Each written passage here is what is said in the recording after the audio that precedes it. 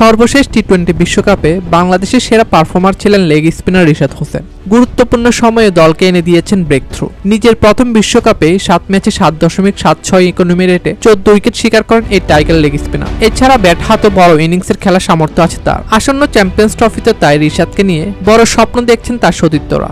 সম্প্রতি টাইগার এই লেগ স্পিনারকে নিয়ে কথা বলেছেন পেসার তানজিম হাসান সাকিব, সৌম্য সরকার ও অধিনায়ক নাজমুল হোসেন শান্ত। আইসিসিকে তানজিম সাকিব বলেন, আমার মনে হয় রিশাদ হোসেন আমাদের লেগ স্পিনার অলরাউন্ডার, আমাদের জন্য বড় ভূমিকা রাখবে। সে সবসময় ব্রেক থ্রু দেয় এবং ব্যাট হাতে প্রয়োজনের সময় রান করছে। রিশাদের খেলা মোড় ঘুরিয়ে দেওয়ার ক্ষমতা আছে উল্লেখ করে সৌম্য বলেন, রিস্ট স্পিনার সবসময় গেম চেঞ্জার, তাই আমরা রিশাদের দিকে তাকিয়ে আছি। এছাড়া রিশাদকে নিয়ে বেশ আশাবাদী অধিনায়ক শান্ত। তিনি বলেন, আমি সত্যি খুব বেশি করে চাই রিশাদকে। রিস্ট স্পিনার, সে যদি ভালো বল করে আমাদের দল ভালো করতে পারে, কারণ আমরা জানি পাকিস্তানে খুব ভালো উইকেট থাকে। তো রিস্ট স্পিনার এই টুর্নামেন্টে খুব গুরুত্বপূর্ণ হবে। আমি রিশাদের পারফরমেন্সের দিকে তাকিয়ে আছি, কিভাবে সে এই টুর্নামেন্টে বল করে।